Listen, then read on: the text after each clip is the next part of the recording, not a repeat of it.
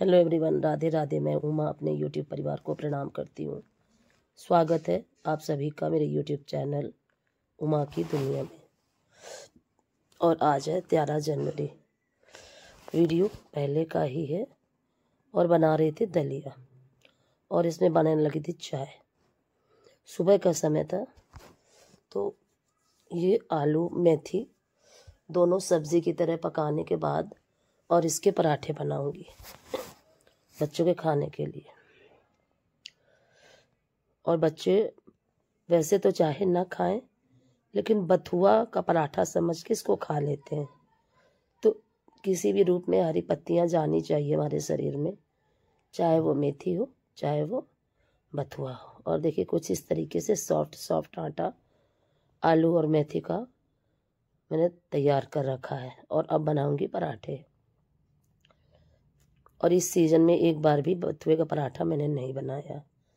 एक दिन बनाया था बथुए का रायता, बस।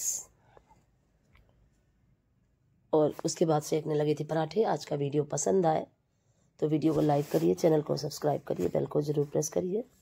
एक प्यारे से कमेंट के साथ अपना प्यार आशीर्वाद मुझे ज़रूर दें। और मुझे बहुत सारा आशीर्वाद इसलिए दें क्योंकि जल्दी से मेरा गला ठीक हो जाए और अपने चैनल के लिए मैं भजन गा सकूं और लिख सकूं। और देखिए कुछ इस तरीके से मैंने थाली लगा दी थी और बच्चों का मन था कि हम सॉस से खाएंगे, तो मैंने तो छाछ और पराठा बनाया था, पर बच्चों के लिए फिर बच्चों ने अपने हाथ से ही ये देखिए सॉस भी रख लिया था छोटे बेटे ने, और उसे सॉस ज़्यादा पसंद है। और अभी इससे पहले भी मैं हटा चुकी हूँ सॉस, क्योंकि सॉस मुझे बिल्कुल भी नहीं अच्छा लगता और ना मैं चाहती हूँ कि बच्चे खाएं। पर केचप तो ठीक है, लेकिन सॉस तो और केचप ख़त्म हो गया था इसी वजह से बच्चों ने फिर से ला के रख लिया। और फिर ये है दोपहर का समय, छत पे आई थी। ये सफ़ेद तिल काफ़ी समय पहले ही धुल के रख दिए थे, आपको दिखाया भी था। और आज इनको धूप में डालूंगी क्योंकि अब बनाने हैं मुझे तिल के लड्डू। और काफ़ी छत गंदी थी और धूप बहुत अच्छी निकली हुई थी। हालांकि मुझे आने में लेट हो गया। सुबह कपड़े फैला के और जाल को थोड़ा सा खोल के गई थी, जिससे कि थोड़ी बहुत रोशनी नीचे जाए, और नहीं तो समझ में ही नहीं आता कि कितना समय है। और ये काले तिल थे, उस दिन मैंने धुले थे, थोड़े ही थे तो इनको सुखा दिया था, ये सूख चुके थे। सुबह फैला गई थी मैं, और कल का वीडियो थोड़ा समय से चला गया था और आज फिर मुझे लेट हो गई। और पूरी छतों को साफ करूंगी। उसके बाद पौधों में कई दिन से पानी नहीं डाला था, पानी डालूंगी। और फिर उसके बाद अपना जो भी मेरा रूटीन है वो आपके साथ शेयर करूंगी। और इस तरह से काफ़ी समय लग जाता है नीचे का काम निपटाने में, फिर दोपहर हो जाती है छत पे आने में, क्योंकि सुबह से लेट उठना तो सारे ही काम डिस्टर्ब हो जाते हैं। लेकिन अब धीरे धीरे स्वास्थ्य में काफ़ी सुधार है। और ये देखिए उसके बाद मैंने सारे ही कपड़े उतार दिए थे। इतना तेज़ धूप थी कि मैं आपको क्या बताऊं, कि शरीर में जैसे चुनचुनाहट जैसी होने लगी थी गर्मी की वजह से। स्वेटर वगैरह मुझे उतारने पड़े और जूते और मोजे अभी भी पहनी हूँ क्योंकि चप्पल नीचे रखे हुए थे। तो अब नीचे जाऊंगी तभी चप्पल लेके आऊँगी, तभी उतार सकती हूँ। और ऐसे पैर रख नहीं सकती हूँ मैं ठंड में, क्योंकि कितना भी धूप निकली थी लेकिन बिना चप्पल के तो मैं ज़मीन में पैर रख ही नहीं सकती, और मैं रखने की कोशिश भी नहीं करती हूँ। तो देखिए इस तरफ से चारों तरफ से छतों को साफ़ कर दिया है और काफ़ी कूड़ा निकला था, यहीं कोने से झाड़ू से ही नीचे कर दिया था क्योंकि डस्ट पैड में लाई नहीं थी, तो यहीं से कोने से नीचे कर दूंगी। यही सोच रही थी, देख रही थी कि नीचे जानवर तो नहीं बंधे हैं, क्योंकि अगर जानवर बंधे होते हैं तो फिर उनके ऊपर कूड़ा फेंकना सही नहीं होता। फिर देखा तो जानवर नहीं थे। और सुबह से काम शुरू करो और रात कितनी जल्दी हो जाती है कुछ समझ में ही नहीं आता, और दोपहर में आराम करने का भी समय नहीं मिलता। और इसी तरह से पूरा समय निकला जा रहा है और आधा जनवरी का महीना निकल गया। आज है 13 तारीख, कल है 14 तारीख, मकर संक्रांति, और माघ का महीना चल रहा है। इतना पवित्र महीना है और मैं हूँ कि सुबह समय से जल्दी से उठ के नहा भी नहीं सकती हूँ। और साधु सन्यासी, कितने बड़े बड़े संत महंत सब इस समय प्रयागराज में गंगा स्नान के लिए सुबह 3 बजे से 2:30 बजे से बिल्कुल बिना वस्त्र के गंगा जी में स्नान करने के लिए आ जाते हैं। और हम लोग हैं, और मैं तो अपने आप को बहुत ही ज़्यादा ये समझती हूँ कि हम लोग कितने अभागी हैं कि गंगा स्नान करने भी नहीं जा सकते।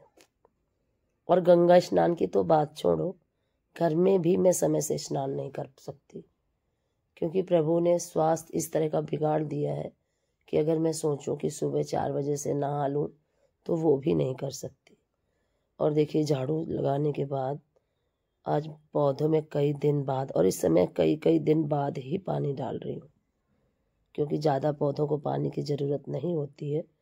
और इसी समय छत को भी धुल दूँगी, क्योंकि जो कुछ भी फैलाना, और मुझे नींबू का अचार रखना है, आंवले का अचार रखना, तो इसके लिए छत को धुलना काफ़ी ज़रूरी था। फिर ये चीज़ें, और उस तरफ कच्ची छत पे भी पानी डाल देती हूँ, नहीं तो बहुत सारी मिट्टी उखड़ने लगती है। तो बेटा ये बीच वाला टहल रहा था, कह रहा था कि छत को माँ क्यों गीला कर रही हो, और ठंड लगेगी ज़्यादा। तो मैंने कहा नहीं, ज़्यादा नहीं ठंड लगेगी। और फिर उसके बाद पावदान धुले थे, उनको फैलाया, और फिर ये सफ़ेद तिल जो मैं लाई थी इनको फैला देती हूँ। धुल तो दिए थे मैंने, पर और सूख भी गए थे, पर मुझे लग रहा था कि धूप दिखा देती हूँ। और इन चीज़ों में बहुत ही जल्दी से कीड़े लग जाते हैं। और इस समय बहुत सारा काम हो रहा है, और त्यौहार की वजह से, और अभी सकट आने वाली है जिसमें सकट चौथ की पूजा होगी। उसके लिए भी लड्डू वगैरह जो बनाऊंगी उसी से थोड़े थोड़े रख लूँगी। जो भी होगा, जैसा भी होगा, आपके साथ शेयर करूँगी। और अपने आप को इसी तरह से व्यस्त रखती हूँ, कितनी भी विपरीत परिस्थितियाँ हों। और फिर उसके बाद जो कपड़े लेके आई थी वो भी फैला देती हूँ। और जिस दिन धूप निकलती है उस दिन लगा करता है कि क्या क्या फैला दिया जाए कि सब कुछ ही सूख जाए, लेकिन फैलाने में तो समय लगता है, और फटाफट से 2-3 घंटे में ही धूप चली भी जाती है। और ये कपड़े सुबह मैं फैला के गई थी, ये सारे सूख चुके, इनको हटा देती हूँ, और जो और कपड़े हैं भी उनको भी फैला दूँगी। और इस तरह से देखिए, यहाँ फिर से पानी भर गया है, यहाँ की भी सफाई करनी पड़ेगी। कुछ चीज़ें इतनी ज़रूरी होती हैं जिनको हम छोड़ भी नहीं सकते हैं, जो कि करना काफ़ी आवश्यक होता है।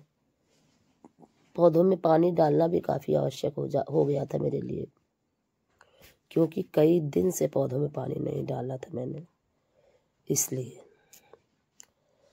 और जैसे भी होता है, जो भी होता है, बस यही सोचा करती हूँ कि अपने आप को कितनी जल्दी से स्वस्थ कर पाऊँ।